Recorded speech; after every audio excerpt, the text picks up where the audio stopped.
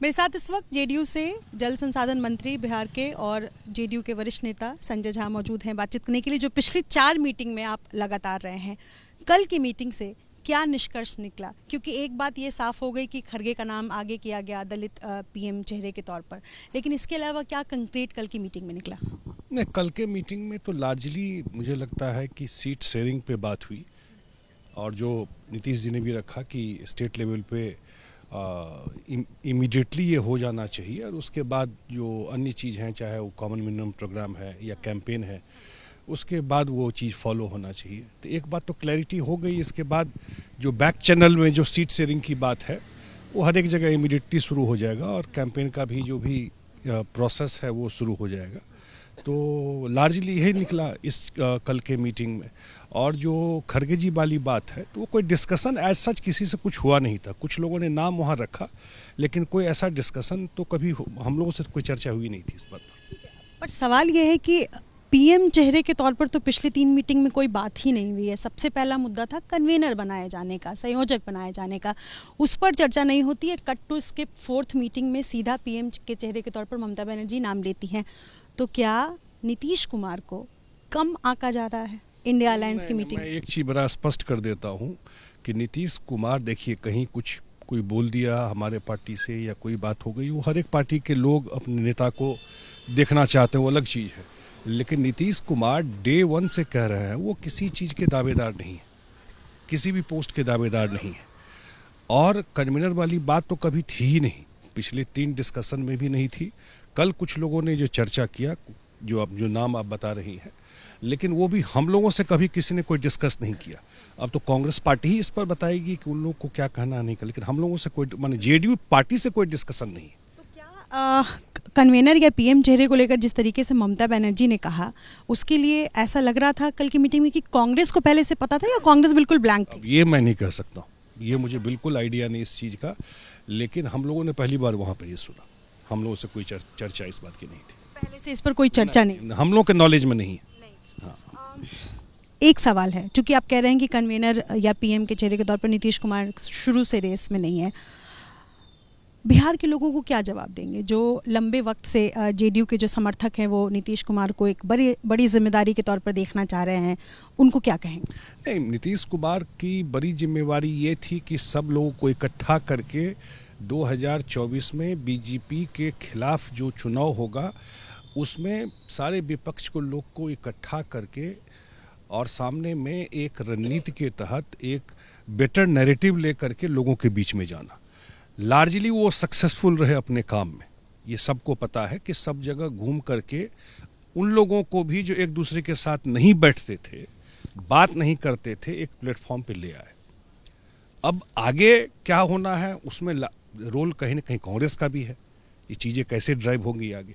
लेकिन नीतीश जी तो एक बड़ा काम तो कर ही दिए कि सब विपक्ष को एक प्लेटफॉर्म पर ला करके इकट्ठा कर दिए, और आज 4थी मीटिंग हो गई है, उसमें तो इनका एक इम्पॉर्टेंट रोल रहा ही है ना। सर, जो अगुवाई करता है संजय जी, उसको चेहरे के तौर पर भी पुट किया जाता है। नहीं, मैं ये तो उसी समय से नीतीश जी बोलते रहे कि भाई मेरा रोल है सबको इकट्ठा करके और 2024 में 1 to 1 फाइट हो बीजेपी के साथ मैक्सिमम सीट पर, वो काम करना। अब इसमें सबका रोल है ना। फिर उसके बाद तो जो उनको करना था अपने तरफ से इनिशिएट करके कर दिया। कल भी उन्होंने यही कहा कि भाई, ये बात वो 3 महीना से बोल रहे हैं, 4 महीना से बोल रहे हैं कि सीट शेयरिंग की बात फाइनल कर लीजिए। तो उसमें तो स्टेट लेवल पे बात होगी, बहुत जगह कांग्रेस ही है, कुछ जगह हम लोग भी है, मैंने बिहार के बाहर, तो वो स्टेट लेवल पे बात होगी। और कल मोटा मोटा ये तय हुआ है कि स्टेट लेवल पे बात करके सीट तय किया जाए। तो क्या ये सर्वे के जरिए कराया जाएगा? किस तरीके से 1 सीट 1 कैंडिडेट का जो चुनाव होगा वो किस तरह किया जाएगा? नहीं, हर एक स्टेट के जो लीडर हैं, स्टेट यूनिट है उनका, कौन कहाँ है। अब बिहार में हम लोग हैं, या आरजेडी है, या कांग्रेस है, या लेफ्ट के लोग हैं, और शिवसेना है महाराष्ट्र में, या एनसीपी है, या कांग्रेस है, तो जो पार्टी के लोग वहाँ जो पार्टी जिस स्टेट में है, वहाँ के जो लीडर हैं उनको बेटर आइडिया है। तो दिल्ली में क्या आइडिया होगा उतना, तो वो अपने स्टेट लेवल पे बैठ करके ये हुआ है कि आप लोग एक कमेटी बना करके तय कर लीजिए कहीं कोई डिस्प्यूट होगा, कहीं कोई विवाद होगा, उसको फिर रिजॉल्व किया जाएगा। 27 दिसंबर को राष्ट्रीय कार्यकारिणी और राष्ट्रीय परिषद की भी बैठक होने वाली, जो पहले तय नहीं था। 29 को होने वाली है। उसमें कहा जा रहा है कि नीतीश कुमार कुछ बड़ा प्लान करेंगे और उसको लेकर डिस्कशन करेंगे। नहीं, हमेशा 6 महीना में राष्ट्रीय कार्यकारिणी और राष्ट्रीय परिषद होता है, और ये टाइम पूरा हो गया, टाइम से आगे निकल गया, इसीलिए ये मीटिंग बुलाया गया। तो जब 2024 का पिक्चर आप देखते हैं, बिहार अगर देखती है, तो उसमें नीतीश कुमार कहाँ फिट बैठते हैं? नीतीश कुमार का बड़ा रोल है। नीतीश कुमार बिहार से लेकर के और बिहार के बाहर निश्चित रूप से जो ये अलायंस है, उस अलायंस में बिहार में भी जो कैंपेन है, बिहार के बाहर चाहे उत्तर प्रदेश हो चाहे अन्य जगह हो, जहां होगा जाकर के चुनाव प्रचार करेंगे। और कुछ होना होगा वो पोस्ट पोल देखा जाएगा, जो भी परिस्थिति बनेगी। एक सवाल है, कल की मीटिंग में राम मंदिर को लेकर के भी चर्चा हुई है।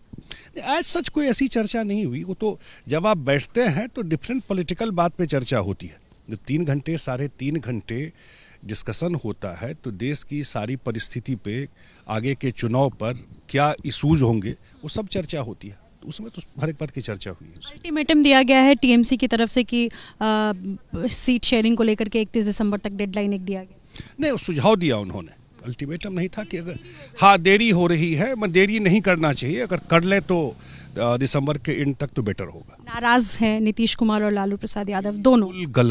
बिल्कुल ही गलत। सारा मीटिंग खत्म हुआ, मीटिंग के बाद वहाँ से नीतीश जी निकले जब मीटिंग सारा खत्म हो गया। और वहाँ ये भी तय था जो मीडिया को ब्रीफ करने के लिए कुछ लोग जाएंगे, सबको जाना था, ये तय नहीं था इस चीज को। अगली रणनीति क्या होगी जेडीयू? अब तो जो सीट वाला है वो फाइनल हो जाए, यही मेनली है, उसके बाद ही फिर देखा जाएगा। जो बहुत शुक्रिया बातचीत करने के लिए। तो ये संजय झा हैं, जो कि पिछले 3 या यूं कह लीजिए कि चौथी मीटिंग तक नीतीश कुमार के साथ, और चूंकि इस मीटिंग का हिस्सा है ये, और इनके मुताबिक कोई भी नाराज़गी नहीं है और सीट शेयरिंग का जो इशू है वो जल्द से जल्द सुलझ जाए। इसके अलावा नीतीश कुमार को लेकर ये एक बात तो स्पष्ट है, जो जेडीयू की तरफ से कहा जा रहा है कि कन्वेनर या पीएम पद की रेस में नीतीश कुमार नहीं है, ऐसा वो शुरू से कहते आ रहे हैं। बहरहाल जेडीयू के जो तमाम समर्थक हैं और जो उनको राष्ट्रीय राजनीति में देखना चाह रहे हैं लंबे वक्त से, कहीं ना कहीं कल की मीटिंग के बाद एक विराम सा लगता हुआ नजर आ रहा है। अपने सहयोगी मनोज कुमार के साथ निधि श्री, एबीपी न्यूज़, दिल्ली।